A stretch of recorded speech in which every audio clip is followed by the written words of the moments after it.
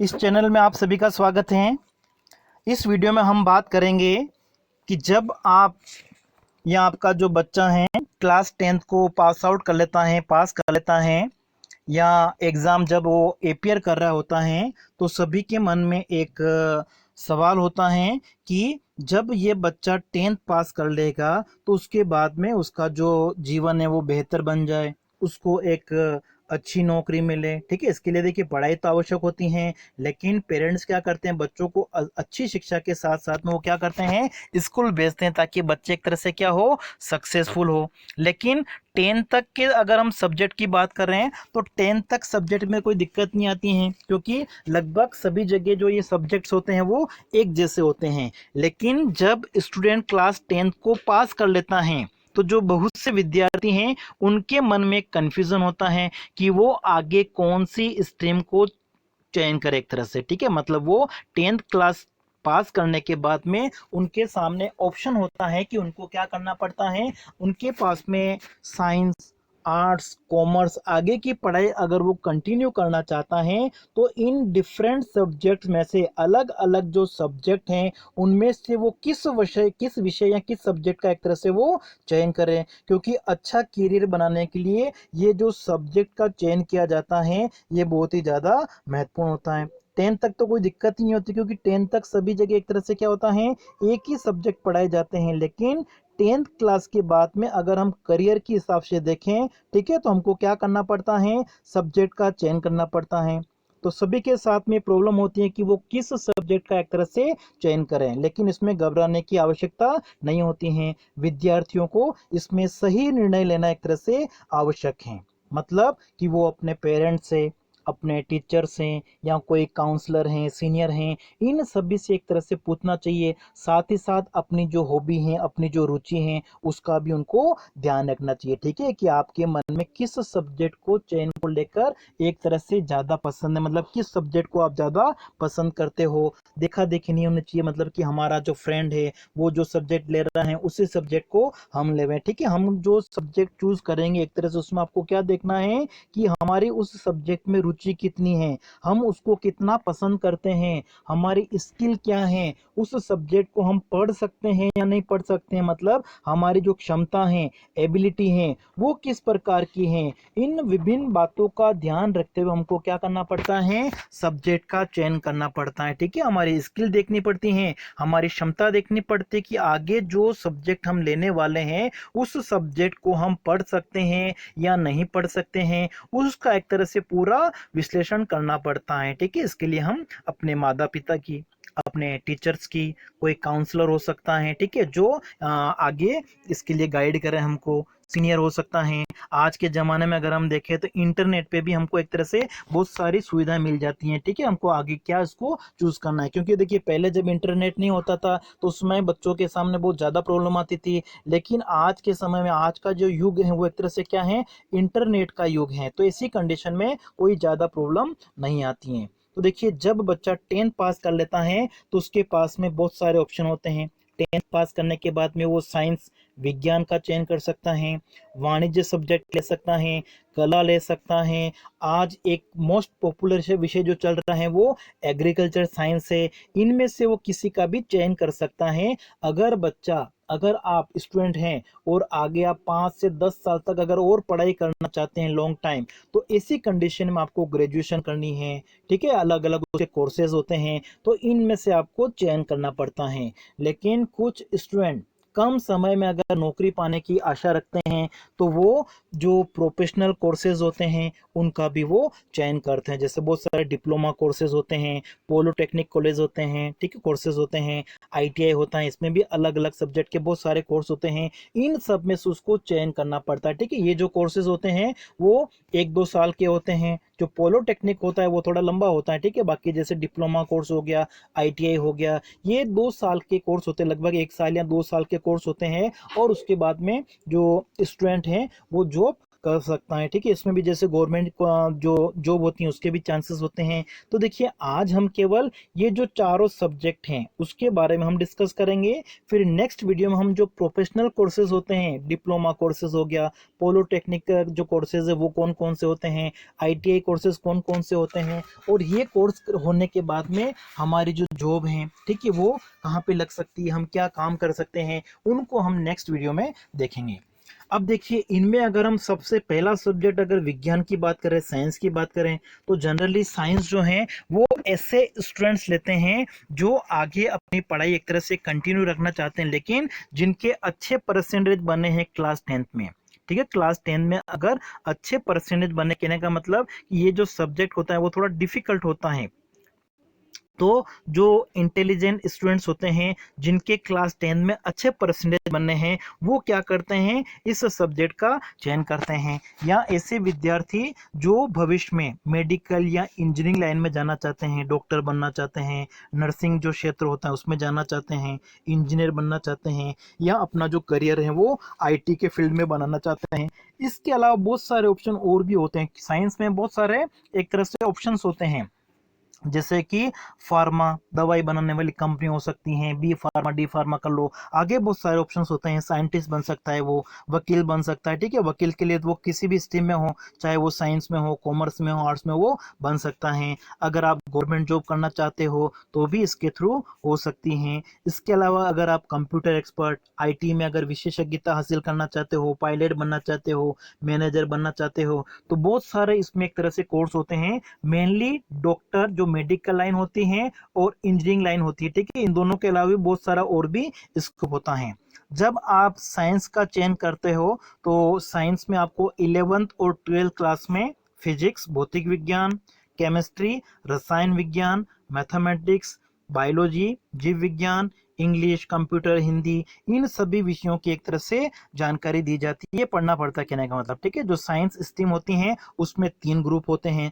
अगर आप engineering field में जाना चाहते हैं तो आपको क्या करना पड़ता है, PCM का चयन करना पड़ता है। मतलब आपके जो ऑप्शनल सब्जेक्ट होंगे वो फिजिक्स, केमिस्ट्री और मैथ्स होंगे। लेकिन अगर आप मेडिकल लाइन में जाना चाहते हैं तो आपको PCB, फिजिक्स, केमिस्ट्री और बायो को चूज करना पड़ता है। लेकिन अगर आप सब्जेक्ट एक तरह से चूज नहीं कर पा रहे हैं कि आगे आपको किस फील्ड में जाना है, मेडिकल में जाना है या इंजीनियरिंग में जाना है, तो ऐसी कंडीशन में तीसरा ऑप्शन और होता है जिसमें आप फिजिक्स, केमिस्ट्री, मैथ्स और बायो की स्टडी कर सकते हैं। उसके बाद में 12th पास होने के बाद में फिर आप अपना जो फील्ड है, अगर मैथ्स इंजीनियरिंग वाले में जाना चाहते हो तो मैथ्स को ले लेंगे, अगर आप मेडिकल लाइन में जाना चाहते हैं तो बायो भी आपके काम आ जाएगा, ठीक है। तो जो इंजीनियर बनना चाहते हैं, ठीक है, अपना जो करियर है वो IT फील्ड में अगर बनाना चाहते हैं, उनको क्या करना पड़ेगा, PCM, फिजिक्स, केमिस्ट्री और मैथ्स जो है वो ग्रुप लेना पड़ेगा। अगर वो फील्ड अपना मेडिकल फील्ड बनाना चाहते हैं, डॉक्टर बनना चाहते हैं या नर्सिंग लाइन में अगर जाना चाहते हैं तो उनको PCB, जो फिजिक्स, केमिस्ट्री और बायो है, वो चूज करना पड़ेगा। लेकिन अभी तक आप अगर तय नहीं कर पा रहे हैं कि आपको डॉक्टर बनना है या इंजीनियर बनना है या किस लाइन में जाना है, तो ऐसी कंडीशन में आप क्या कर सकते हो, ये दोनों जो ग्रुप हैं PCMB, मतलब फिजिक्स, केमिस्ट्री, मैथ्स और बायो, दोनों को आप एक साथ ले सकते हैं। फिर देखिए कॉमर्स के बाद जो साइंस है उसके बाद में सबसे ज्यादा जो डिमांड है वो किसकी होती है, कॉमर्स की होती है। इसमें भी एक तरह से कॉमर्स जो सब्जेक्ट है उसमें भी जो करियर ऑप्शन है वो बहुत ज्यादा होते हैं। अगर आप बिजनेस करना चाहते हैं, कोई प्लानिंग करना चाहते हैं, अकाउंटेंटिंग की लाइन में जाना चाहते हैं, बैंकिंग सेक्टर में जाना चाहते हैं, फाइनेंस सेक्टर में अगर करियर बनाना चाहते हैं, तो इसके लिए आपको क्या करना पड़ेगा, क्लास 10th के बाद में कॉमर्स सब्जेक्ट लेना पड़ेगा। अगर आप भविष्य में CA बनना चाहते हैं, CS बनना चाहते हैं, कॉमर्स का मतलब केवल CA और CS से नहीं होता है, ठीक है। कॉमर्स में CA और CS के अलावा बहुत सारे और भी ऑप्शंस होते हैं जिसमें आप आगे जा सकते हो, चाहे आप बैंकिंग लाइन में जाए, फाइनेंस लाइन में जाएं, ठीक है, इंश्योरेंस बीमा जो क्षेत्र होता है उसमें भी आप जा सकते हैं, आप कोई एक अच्छा बिजनेस स्टार्ट कर सकते हैं। तो CS के अलावा भी कॉमर्स में बहुत सारे ऑप्शंस होते हैं, ठीक है। आप किसी क्लर्क बन सकते हैं। अगर आप गवर्नमेंट सेक्टर में जाना चाहते हैं, गवर्नमेंट एम्प्लॉय बनना चाहते हैं तो वो बन सकते हैं। टीचर, प्रोफेसर, क्लर्क, अध्यापक, प्रोफेसर, ये सारे, ठीक है। फिर एचआर मैनेजर अगर बनना चाहते हैं आप, मार्केटिंग मैनेजर बनना चाहते हैं, बैंकिंग क्षेत्र में जाना चाहते हैं, तो किसी भी जो बिजनेस एक्टिविटी में अगर आप आगे बढ़ना चाहते हैं तो उसके लिए आपको क्या करना पड़ेगा, जो कॉमर्स सब्जेक्ट है उसका चयन करना पड़ेगा, ठीक है। इसमें अगर हम देखें, एक कॉस्ट एंड मैनेजमेंट अकाउंटिंग क्षेत्र होता है, इंश्योरेंस का होता है, बजट का होता है, उद्यमी बन सकते हैं। इन सभी क्षेत्रों में आप अपना करियर बना सकते हैं। देखिए, जब आप कॉमर्स सब्जेक्ट को लेते हैं तो आगे आपको 11th और 12th क्लास में अकाउंटेंसी, लेखा शास्त्र पढ़नी पड़ती हैं, एक इकोनॉमिक्स अर्थशास्त्र का अध्ययन करना पड़ता है, एक बिजनेस स्टडी, ये आपके मेन सब्जेक्ट होते हैं। इसके अलावा जैसे सांख्यिकी, स्टैट्स हो गई हैं, मैथमेटिक्स हो गई हैं, अलग अलग सब्जेक्ट और भी इसमें साथ में होते हैं। कंप्यूटर फील्ड में अगर जाना चाहते हैं, इसमें कंप्यूटर का भी पेपर अलग अलग जो स्कूल्स होते हैं वहाँ पे आप ले सकते हैं, ठीक है। तो 12 करने के बाद में आप डिफरेंट कोर्सेज जो हैं, बीकॉम कर सकते हैं, एमकॉम कर सकते हैं, BBA, BMS, BBA, CFA, CA करना चाहते हैं, आईसीडब्ल्यू करना चाहते हैं, सीएस करना चाहते हैं, या कॉमर्स में आप ग्रेजुएट बन सकते हैं। देखिए, तीसरा जो क्षेत्र होता है वो होता है आर्ट्स। ऐसा माना जाता है कि आर्ट्स ऐसे स्टूडेंट लेते हैं जो पढ़ने में एक तरह से होशियार नहीं है, लेकिन ऐसी बात नहीं है, ठीक है। जिनके हाई परसेंटेज होते हैं, जिनके अच्छे परसेंटेज बनते हैं, वो स्टूडेंट्स भी क्या करते हैं, इस स्ट्रीम को, आर्ट्स सब्जेक्ट जो है उसको चूज करते हैं, ठीक है। इसमें अगर आप जो सिविल सर्विसेज होती हैं, जैसे कि आईएएस ऑफिसर बनना चाहते हो, आईपीएस ऑफिसर बनना चाहते हो, या स्टेट लेवल पर जो पब्लिक कमीशन होता है, तो ये सारी जो सिविल सर्विसेज होती हैं उसमें अगर आप जाने में रुचि रखते हो तो उसके लिए सबसे बेस्ट ऑप्शन कौन सा है, आर्ट्स है, कला है। कला, आर्ट्स में अध्ययन करने के बाद में भी आप गवर्नमेंट जॉब में जा सकते हैं, जज बन सकते हैं, पॉलिटिशियन बन सकते हैं, सोशल वर्कर बन सकते हैं, डिफेंस सर्विस में अगर आप जाना चाहें तो वहां पे जा सकते हैं, एजुकेशन जो सेक्टर है, फील्ड है, उसमें अगर आप अपना करियर बनाना चाहते हो, प्रोफेसर बनना चाहते हो, टीचर बनना चाहते हो, रिसर्च करना चाहते हो, या पत्रकारिता के क्षेत्र में अगर आप जाने के इच्छुक हो, एंकर बनना चाहते हो, इंश्योरेंस मैनेजर बनना चाहते हो, एक्टर या सिंगर बनना चाहते हो, होटल मैनेजमेंट के क्षेत्र में जाना चाहते हो, आप कोई सर्वेक्षक करना बनना चाहते हो, टूरिज्म के क्षेत्र में या बैंकिंग क्षेत्र में भी अगर आप जाने के इच्छुक हैं, तब भी आपके लिए आर्ट्स सब्जेक्ट जो है वो हेल्पफुल रहेगा। अब देखिए, जब आर्ट्स सब्जेक्ट लिया जाता है तो उसमें आपको history, geography, English, political science, psychology, Sanskrit, economics, public ad, इसमें बहुत सारे सब्जेक्ट होते हैं, लेकिन सारे सब्जेक्ट आपको नहीं पढ़ने पड़ते हैं। केवल आपको इनमें से 3 सब्जेक्ट का चयन करना पड़ता है। कोई से भी 3 सब्जेक्ट जो ऑप्शनल होते हैं वो आपको चयन करके पढ़ने पड़ते हैं, ठीक है। इसमें जैसे आप इकोनॉमिक्स देखो, इकोनॉमिक्स हैं, हिस्ट्री है, ज्योग्राफी हैं, ये सारे आपके आगे जो कंपटीशन एग्जाम होते हैं, ठीक है, जब आप सिविल सर्विस में जाओगे तो उनके लिए ये जो सब्जेक्ट आप चयन करोगे, अगर हिस्ट्री आपने ली है, भूगोल लिया है, इकोनॉमिक्स लिए हैं, तो ये सब्जेक्ट आगे आपके लिए क्या होते हैं, हेल्पफुल रहेंगे, ठीक है। लेकिन अगर आप फाइन आर्ट जैसे हो गया, फिलोसॉफी हो गया, ठीक है, ये सब्जेक्ट क्या होते हैं, पढ़ने में थोड़े सिंपल होते हैं। अगर आप कम पढ़ाई करते हो फिर भी इनसे आप अच्छे नंबर ला सकते हो। लिटरेचर हो गया, जैसे सारे सब्जेक्ट जो होते हैं, जो लैंग्वेजेस होती हैं, चाहे वो इंग्लिश है, हिंदी है, संस्कृत, राजस्थानी, गुजराती, पंजाबी, जितनी भी लैंग्वेजेस होती हैं उन सभी का जो साहित्य, लिटरेचर है, वो भी अगर आप पढ़ना चाहते हो तो आर्ट्स में पढ़ सकते हो।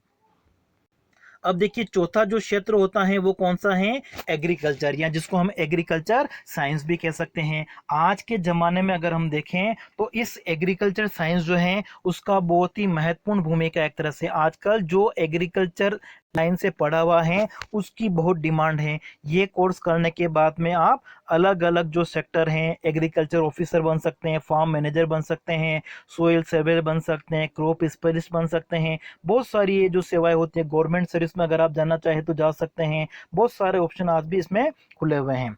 अगर आप एग्रीकल्चर सब्जेक्ट लेते हो तो 11th 12th में आपको जो पढ़ाई करनी है, ठीक है, वो एग्रीकल्चर से रिलेटेड ही आपको आगे पढ़ाई करनी पड़ेगी। मतलब जो भी आपका क्षेत्र होगा वो एग्रीकल्चर से रिलेटेड होगा। जैसे कि आपको एग्रीकल्चर केमिस्ट्री हो गया, एग्रीकल्चर बायोलॉजी हो गया, एग्रीकल्चर फिजिक्स हो गया, ठीक है, इसमें मैथमेटिक्स भी आ सकती हैं, क्रॉप प्रोडक्शन और हॉर्टिकल्चर के बारे में है, एनिमल हस्बेंड्री है, साइंस और मैथ्स की भी आपको स्टडी करनी पड़ सकती है, मैनेजमेंट के बारे में, फूड प्रोसेसिंग क्या होता है, एग्रीकल्चर इकोनॉमिक्स हैं, बहुत सारे इसमें सब्जेक्ट होते हैं जिनकी आपको स्टडी करने पड़े। क्योंकि देखिए एग्रीकल्चर साइंस का मतलब क्या हो गया, एग्रीकल्चर से रिलेटेड जितनी भी एक्टिविटीज़ हैं उन सारी एक्टिविटीज़ की स्टडी इसमें कराई जाएगी आपको, ताकि आप आगे चलकर एक अच्छे विशेषज्ञ बन सके, एग्रीकल्चर क्षेत्र में आप अपना कैरियर बना सकें। तो आज के वीडियो में इतना ही। नेक्स्ट वीडियो में हम 10th क्लास के बाद में जो प्रोफेशनल कोर्सेज होते हैं, डिप्लोमा, पॉलिटेक्निक, आईटीआई, इनमें क्या क्या स्कोप हैं इसके बारे में हम, और इसमें अलग अलग, जैसे आईटीआई है तो आईटीआई भी अलग अलग में होता है, कौन कौन सी इसकी ब्रांचें हैं, उन सभी के बारे में हम नेक्स्ट वीडियो में देखेंगे, जिसका लिंक आपको डिस्क्रिप्शन बॉक्स में मिल जाएगा।